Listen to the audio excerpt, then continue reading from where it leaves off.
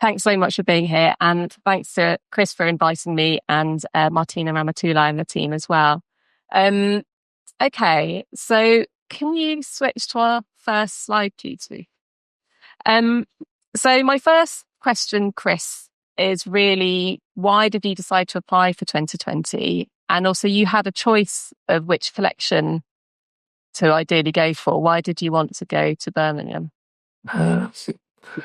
I think it's a combination of a few things. I think one being connection to Birmingham Museum, but also unfinished business, so to speak. I think also applying for 2020 was important. So I think it was a combination of connections to the city, unfinished business. Well, that sounds it sounds intriguing. So the opportunity that 2020 kind of afforded you, why did that particularly appeal, do you think?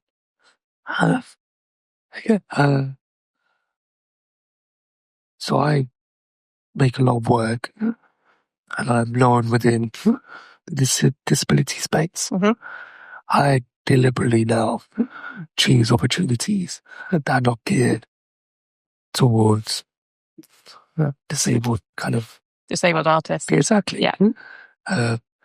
For the reason of learning on both parts, but also to be an agitator, but also make good work. Yeah. I think representation is key. Yeah. And if you don't see yourself reflected in certain spaces, you won't go for them. Yeah. And there's an intersectionality in how, because a lot of your work is about your identity. Yeah. And so you're applying as a global majority artist, but you're also applying as a disabled artist, making work about both those things. So the opportunity sort of spoke to one part of your identity, but you were kind of, as you say, sort of bringing in that agitator side, which is a really interesting part of your practice, I think, that maybe we'll touch on a little bit towards the end. Yeah. Okay. Yeah. I'm quite intrigued to hear a little bit more about what the unfinished business of Birmingham was. I think unfinished business in terms of completing a project or body of work for the work of collection. There were so many unanswered questions. And that was the project that you'd done previously? Yeah, like 2-3 years prior to that, which felt unresolved for many different reasons. Yeah.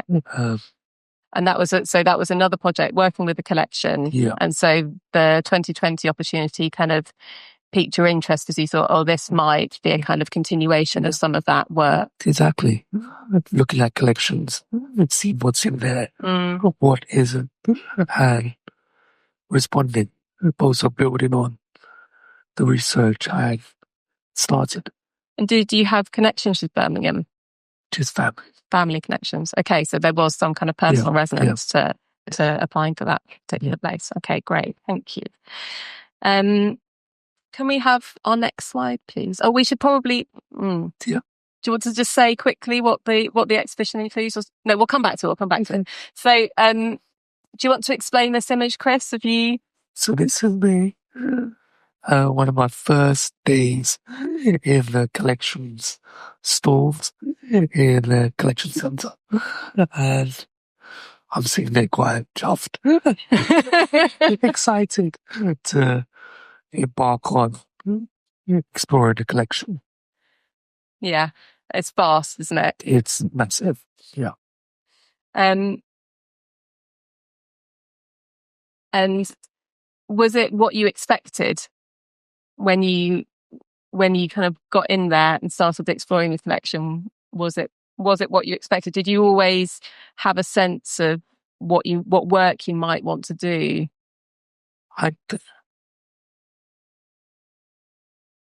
Yes and no. I think I expected that there would be many items, objects, but I wasn't expecting 0. And when you say 0, what do you mean? I mean, nothing really contemporary in terms of the likes of disabled people. Anyway, and then there was 0 in terms of anyone who's a person of color. All that was there was post-war kind of paraphernalia, pin badges for ex-servicemen, charities related items, but nothing contemporary, which kind of anticipated, but not to that degree. So there is stuff in the collection that they hold that relates to Donald Rodney, a artist, prominent black artist, past, but nothing else. Which, and when we went to Birmingham a couple of weeks ago and we were sort of going round the exhibition, you were saying about how the small amount of material that was in the collection that did, in inverted commas, represent us, our disabled community, so much of that was really problematic.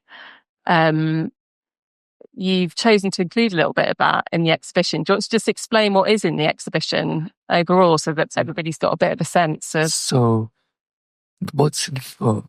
There's pin badges with outdated terms. For instance, crippled society or lastly to relate to blind ex-servicemen and so you've got some things that you've pulled from Birmingham's existing collection, and then you've also made a whole new large body of work, haven't you? Yeah, but also I went out and found another archive and ran that in to show what was that archive? MenCap archive, which I made connections with them. They didn't even know what they had of how more important it was. It's just the boxes in a room just not cared for. And all of those items are problematic because of the words used, the way people were photographed, documentation, kind of listing people's disabilities, outdated, dehumanizing. Yeah. It's very medicalized way. So I thought, I didn't know I was going to include those, but those are the things.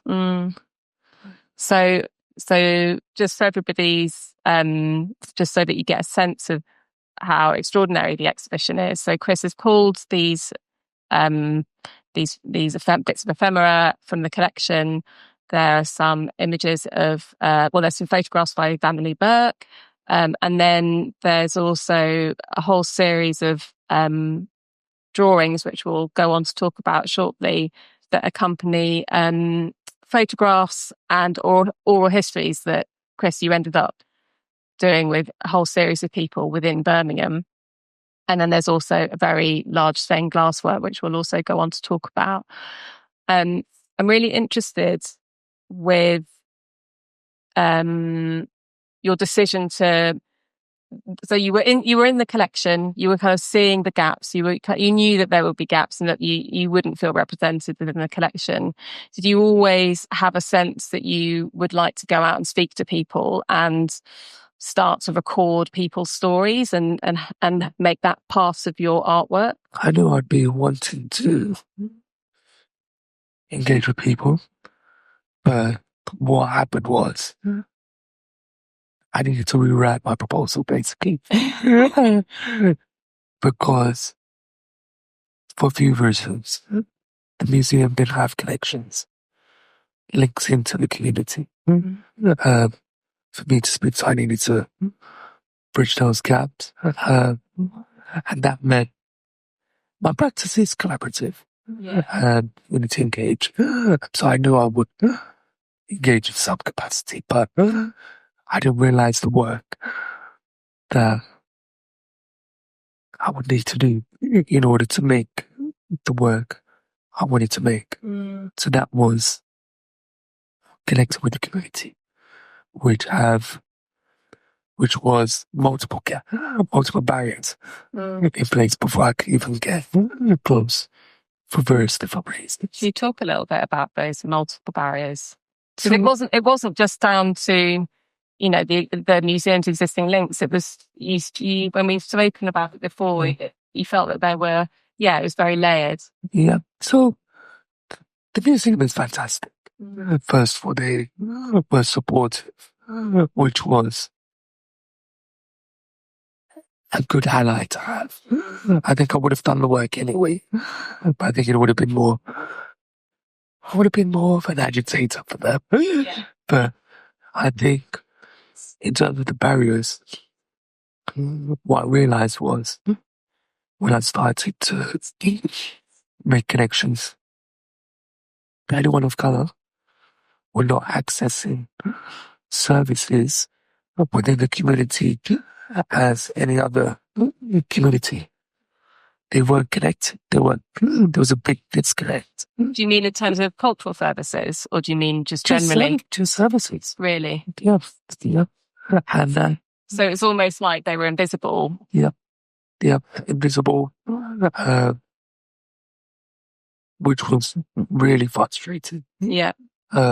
It took multiple different events that I kind of put together to invite. Well, Sarah Wajid, the director, put together a few events for me to connect with different people in the community, and that then led me to speak with different people. It took me 5-6 months just about to get to anyone. Wow. 5 or 6 months before you spoke to anybody. Yeah, it was hard work. And how many did you end up speaking? How many people did you end up speaking to? 15 to 15. 15, yeah. Could we move to the next slide, please? Oh, I forgot about that one. That was the install shot. That's the install shot. That's one of the install shots. So you can see at the back there is one of the walls that has Chris's drawings. And if we move to the next slide, please, Roo, this is a close-up of just one of those. So each individual that Chris has interviewed has a photograph of themselves, one of Chris's drawings, and a little bit of text that you've pulled out from the oral histories to just give a little bit of context, a little bit of sense of that person's personality and story. I'm really interested in why you decided to display like that, and why you drew your own, made your own drawings as well as having the photographs. And you can listen to the oral histories as well, so you can walk around the exhibition and hear what people are saying. So then, first of all, I think I didn't want that to feel like it's an add-on. I think their stories are really important. So I wanted to give their stories the space and respect that they deserve. But also, when I was speaking to many people and building the research, thinking, how am I going to incorporate this into one piece of work? Then I decided would make kind of narrative a bit too muddy and unclear. So I thought it would be really more interesting to create individual drawings for each person, depicting significant themes or moments relating to what they share with me. So, for instance, this Rebecca, this is the first time she spoke about her experience of having a disability. Uh, the relationship there we can talk about a bit more. But she spoke about mourning different versions of herself and that being fragmented and moving through that. So it's quite simple in the depiction, but very honest and to the point. Well, I think it is really moving. I mean, I just want to take a moment to acknowledge what you just said about the fact that this was the first time that Rebecca had spoken about being disabled. And you mean literally, don't you? Yeah.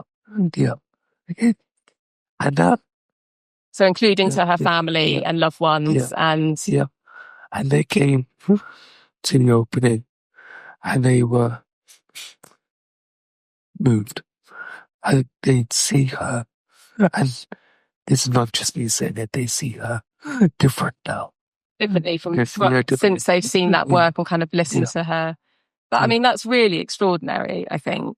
And to be able to build up that level of trust with somebody that they first are willing to step out as a disabled person. So they're one, disclosing, they're two, then opening themselves up to talking about what that feels like to a relative stranger. I mean, that's something quite special that I just want to, talk about really and acknowledge. And I wonder if you could just briefly say how you do that, because it is a really extraordinary part of your practice, Chris, that you make people feel very welcome and seen, and there's a lot of warmth and care in your work. So, how did you do that? Well, I think I know how it feels to not be seen or heard, but also trained as a therapist. It's not different life. But I think it's important. What I didn't want to do is take from them, and I think building a relationship or rapport with them was really important. And also holding them in a way which they would say, these conversations I had with them were not just one-off. It was a prolonged. It's booking another time to speak. It's booking another time. Multiple conversations with each person. And that reciprocity, as you say, of sort of sharing elements of yourself as well, like explaining to them that you have some sense of how it might feel. Kind of that together with your therapeutic training, which is extremely handy. You know, that all of that sort of holding.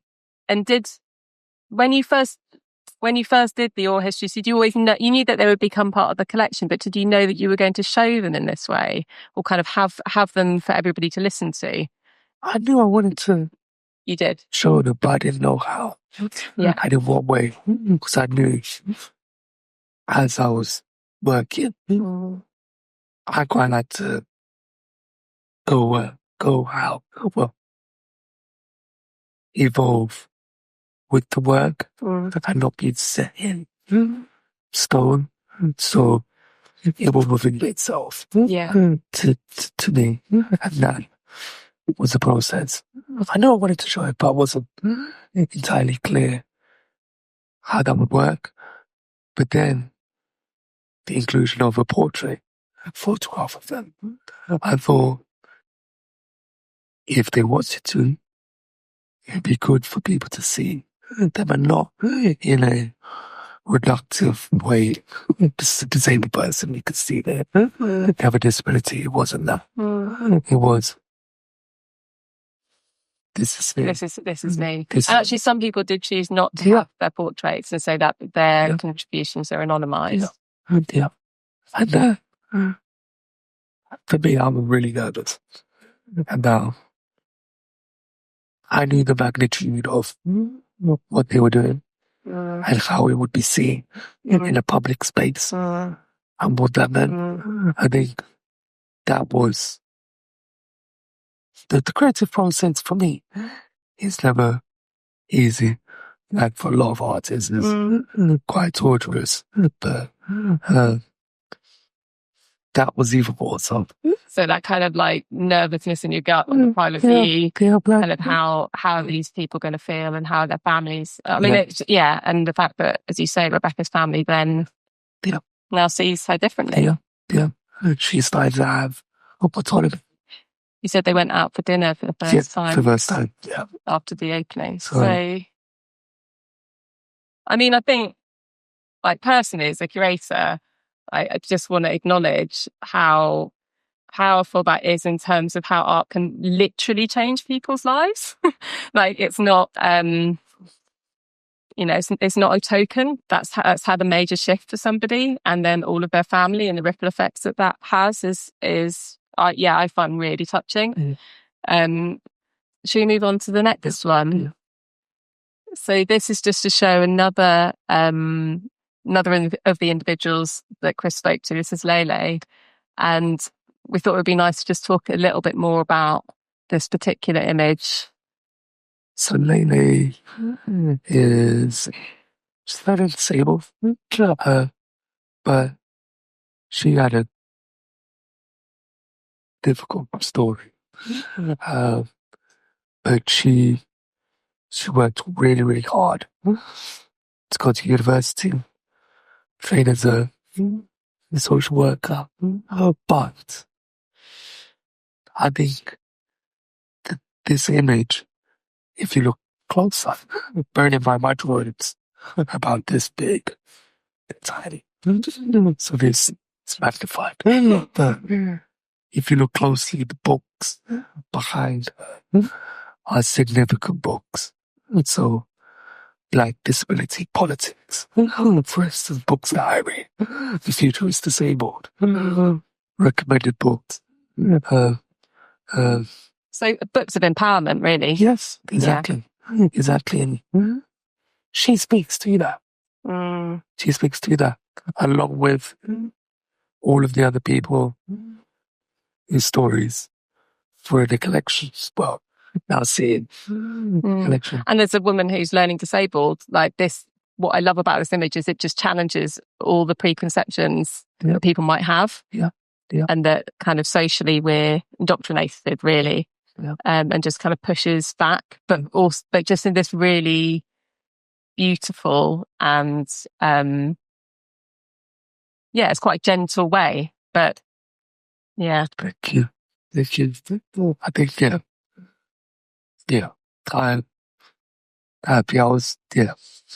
I could go on. Yeah, we could go on. Okay. So as well as the drawings, which in many ways kind of plug a gap really in Birmingham's collection and the oral histories, that work plugs the gap. There's also the work that very directly responded to more of the visual language of the collection, isn't there? So that's okay, I'm going to drink from that one. Can we go to the next couple of images, please, Ruth, when you're ready?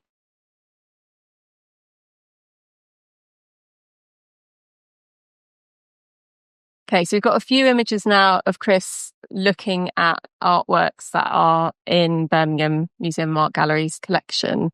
So I can't remember the name of this one. The Blind Man of Jericho. The Blind Man of Jericho. Okay. Blind Man of Jericho. Can you have a look at the next one, please? These are stained glass drawings, aren't they? Cartoons, they're called. Yeah. And the next one? And this is? Victoria Radical's exhibition, but Birmingham hold this body of stained glass. Yeah. Works. So if we can move to the next image then. So then this is the piece that Chris has created, kind of responding to some of that imagery from Birmingham's collection. So it's called Pray For Me. which is provocative. Can you talk a little bit about how you got to this point and why you decided to make a piece of stained glass? And then we can unpack the layers of Pray For Me. Okay. So I think throughout all of... All right, let me step back. I think for me personally, I believe God, but I have a interesting relationship with faith, and particularly within the Black community. For me, growing up, being prayed for, or because I'm not being healed, I'm issued, like I need to be fixed. So when I came across stained glass drawings or the doodles and cartoons, I immediately triggered. You know, like, okay, this is interesting, and I didn't know that would be the vehicle. Because so many of those images, those religious images, that have disabled people in them are about us being saved, healed. Yeah, it's all of that, isn't it? Yeah. But also, I think all of the conversations I've been having, there was a thread. That thread of, particularly within the community, outdated views on disability, unspoken kind of ideas or experiences that these people had experienced, that I had experienced. And can you just say a little bit more about what, in terms of those outdated views? You're bad. The reason you're like this is because of witchcraft, or you're the problem, or you should believe more, or don't worry, you can stay at home. We'll care for you. The list goes on. Yeah. Kind of universal, but very much within the Black community is a thing that's never spoken about. It's like the elephant in the room. I mean, I think it's really interesting because we're all essentially breathing in the toxins of like the medical model of disability, which is what is just prevalent all around us, all the time. And for those that don't know, that's around placing the emphasis on the individual and the individual being disabled because, you know, they might be in a wheelchair or they might need somebody to type for them or whatever, rather than placing the emphasis back on the environments that they are in and the ways that they're disabled by society, which is the social model of disability, which is what Chris and I would prescribe to, I think. Exactly. So that's really interesting then, that because it's layered, isn't it? So we've all got that, I would say. Even within the disabled community, we're not immune. We're sort of fighting against those messages all the time. And then that additional layer that you found when you were going and speaking to people individually. And this speaks to why it was so difficult to connect with people. Because you add that into the mix. That's another barrier. So huge amounts of stigma and shame, actually. Yep, within the family. Yeah. This is not spoken about. Like the amount of conversation I had. Actually, there was someone who had a disability in the family, but we never got to see them. We rarely saw them unless we went to an event and they'll be in a back room somewhere. I thought it was just me. You know, that's why I talk about unfinished business. Yeah, but that's also the layers of racism as well, isn't it? Yeah. It's like it's that as well. Yeah, but again, I'm not going to name any names, but certain organisations I spoke with, or charities, and they said that those charities were not documenting the users, service users, because of racially motivated, not to document the Wow. lives of people of colour. So literally, again, invisible. Yeah. Yeah. And actively. Yeah. Yeah. So that was interesting, but again, made me even more determined, kind of dig deeper, find a way. And so then in this image, can you talk about this image a little bit more? So at glance, it looks like I'm the Messiah. Jesus is not Messiah, but if you look closely, it could be, are they praying for him? Or is he praying for them? So it's a play on that. But also a play on society. Actually, we're not the ones that need to be saved, really. You know, I think there's learning in that. But I think the image itself, surrounded by women. Yeah, you talk about women being the backbone of care, which I love, obviously, as feminists. Can you talk a little bit more about the women in this image? So there's one lady to the left, slightly different. She's got the curly hair, goes back. That's my mom. She will appear from this point on. In your work? In my work. But the reason I deliberately put women around, because they're the ones, they're the carers, they're the activists, they're the advocates. For me, I like seeing them do the same part of people. If you put colonial lens on top of that, they're the nannies. I see that impact within the community and the culture. They're the ones looking after the disabled children, hiding them away, thinking they're doing something good. Actually, it wasn't. It wasn't for the benefit. My mom wasn't like that. She was the one that you could do it. He's entitled to this, or you have a voice. You know, so it's a direct statement. And the middle at the back. Yeah, that's great. And then the colours of the stained glass as well. Do you want to just touch on that briefly? So the colours of the number as well. So these colours, you would see if you look at my other work with colour.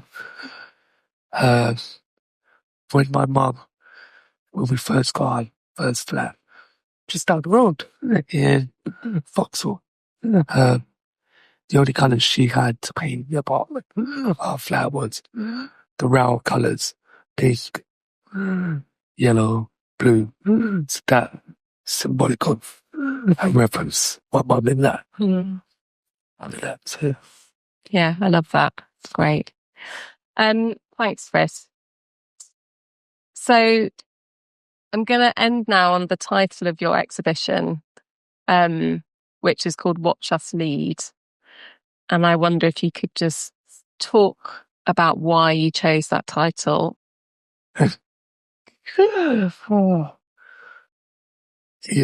actually quite reserved, believe it or not.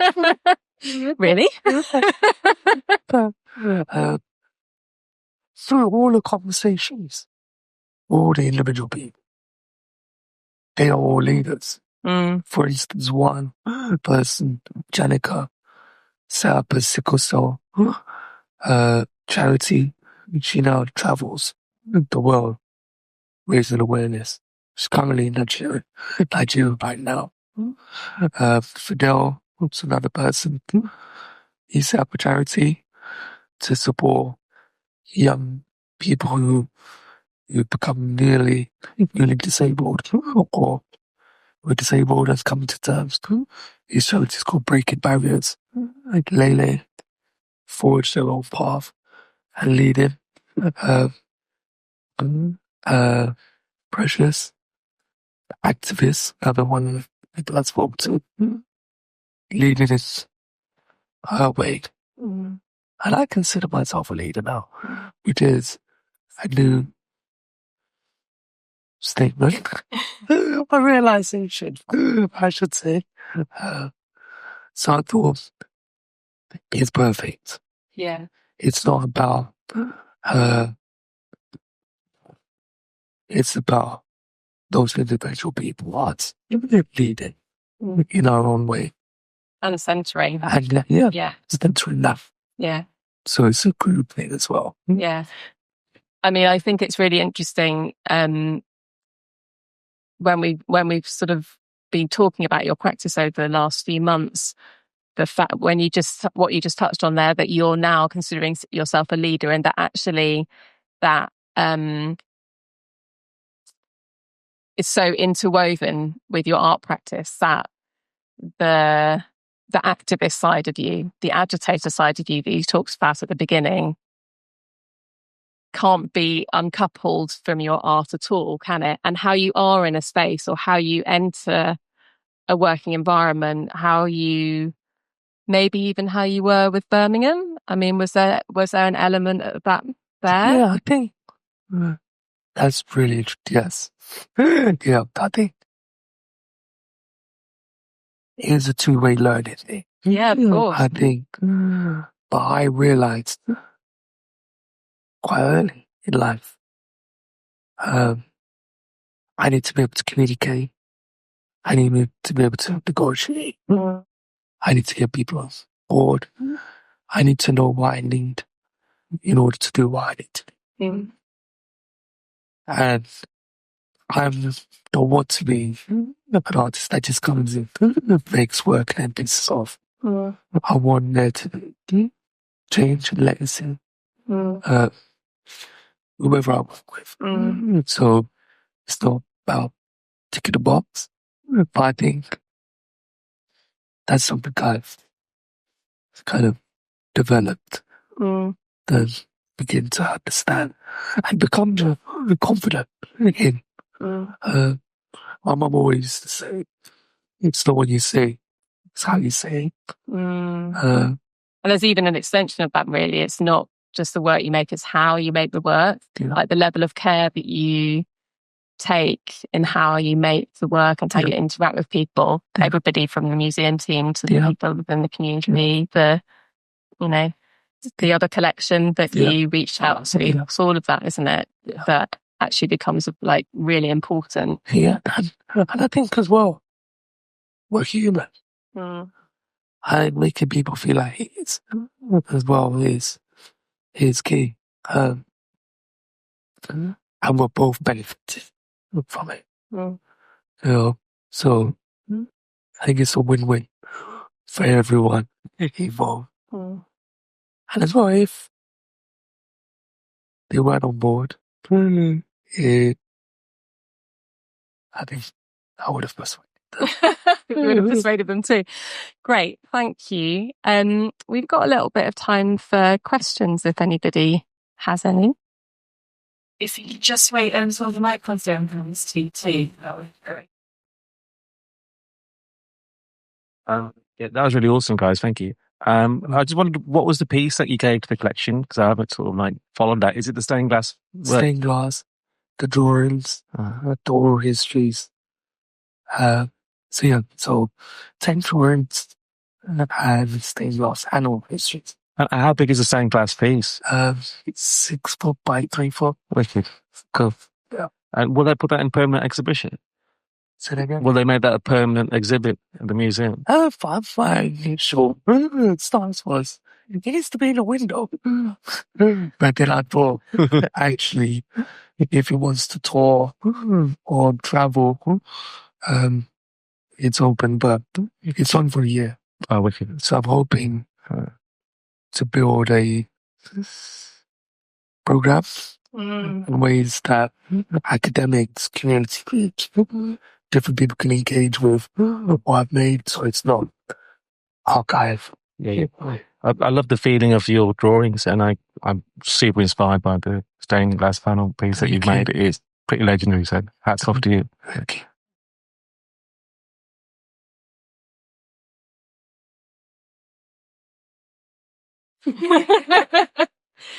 I just can't help myself. I've had the privilege of asking Chris many questions over the past 2 years, but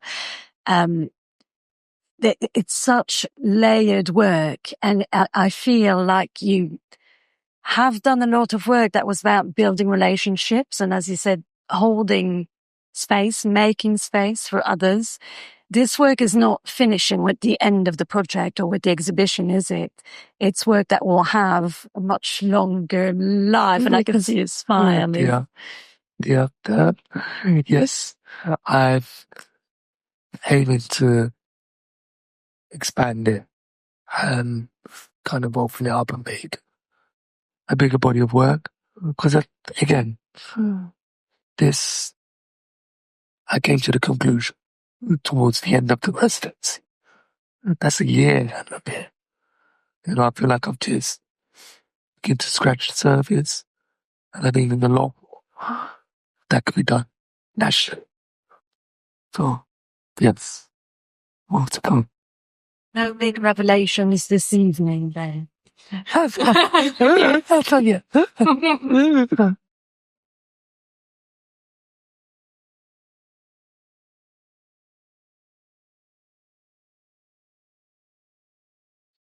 First thing I'd like to say is I think that Birmingham were really lucky to have you as the 2020 person.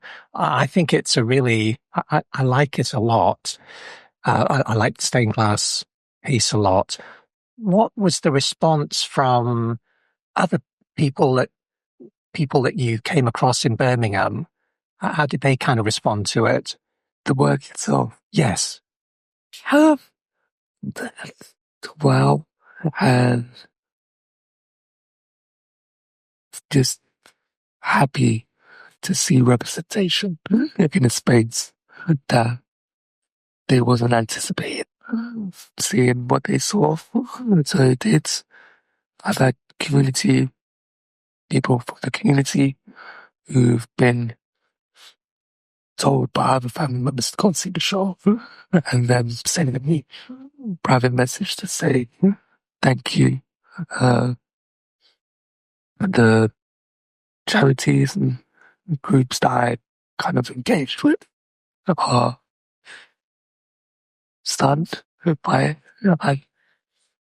I'm smiling because I think their expectations of what is possible for a disabled person shifted. And that's always the goal, to kind of change perceptions of how people see disabled people.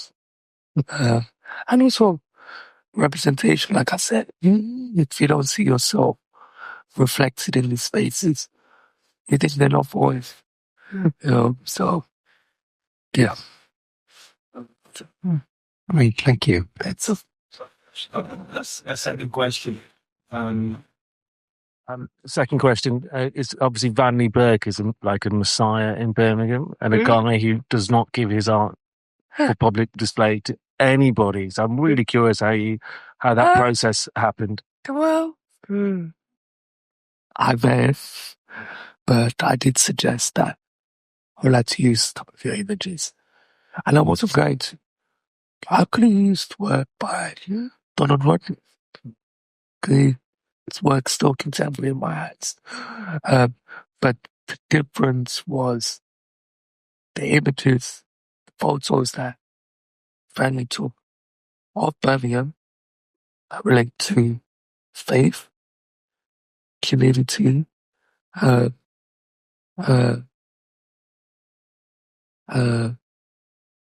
activism, spoke to the conversations I've been having with everyone. And you can see the aesthetic within his images reflected in stained glass piece. So it's that, yeah, it helped. And I think it was needed for the show. It could have been swapped out, but I thought it made the show more powerful. I love that. He was my first mentor as a creative. I sort of, hung out with him a lot in 2005. Helped me make my first film. So it's a real legend in it.